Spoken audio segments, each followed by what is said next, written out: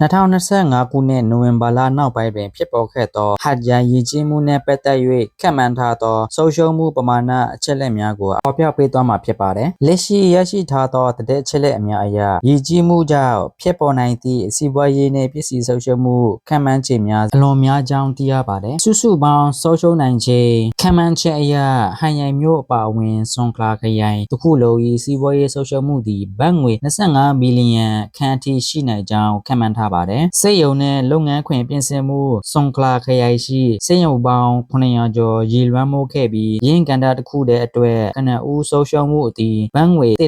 1.28ဘီလီယံကျော်ရှိသည်ဟုခန့်မှန်းထားပါတယ်။နေ့စဉ်ဆုံးရှုံးမှုတောင်ပိုင်းဒေသတစ်ခုလုံးအနေဖြင့်ကုန်သွယ်ရေးနှင့်ခီးသွားလုပ်ငန်းရပ်တန့်သွားခြင်းကြောင့်တရက်လျင်ဘတ်ငွေ1ဘီလီယံမှ1.5ဘီလီယံထိဆုံးရှုံးမှုနေကြောင်းထိုင်းကုန်သည်ကြီးများအသင်းမှသုံးသပ်ထားပါတယ်။ထိခိုက်မှုအတိုက်အတာကဟာရိုင်မြို့တွင်လူဦးရေ2,400,000ကျော်ရေဘေးတက်ပြီးအိမ်ထောင်စုပေါင်းများစွာပစ္စည်းဆုံးရှုံးခဲ့ရပါတယ်။စိုက်ပျိုးရေးရော်ဘာနဲ့စီအုပ်ဆိုင်ခင်များမြေမြုပ်ပစ္စည်းမှုကြောင့်စိုက်ပျိုးရေးကဏ္ဍတွင်လည်းဘတ်ငွေဘီလီယံနဲ့အချီ၍ဆုံးရှုံးနိုင်ခြေရှိပါတယ်။ဤရည်ကြီးမှုက2017ခုနှစ်ကဖြစ်ပွားခဲ့သောရည်ကြီးမှုထက်ပိုမိုဆိုးရွားပြီးနှစ်ပေါင်း300ကျော်အတွင်းမိုးရေချိန်အများဆုံးစံချိန်တင်ကြောင်းပညာရှင်များကသုံးသပ်ကြပါတယ်။ယခုလက်ရှိအတိအကျစာရင်းကောက်ယူနေဆဲဖြစ်တော်လဲဟန်ရန်မျိုးဒီတောင်ပိုင်း၏အဓိကစီးပွားရေးနှင့်ခီးသွားဆုံးဖြစ်သောကြောင့်ဆုံးရှုံးမှုတန်ဖိုးသည်ဘတ်ငွေဘီလီယံ20မှ25ဘီလီယံကြားရှိနိုင်ကြောင်းမှန်ထားပါတယ်။ကြန့်ရှိတဲ့သတင်းများကို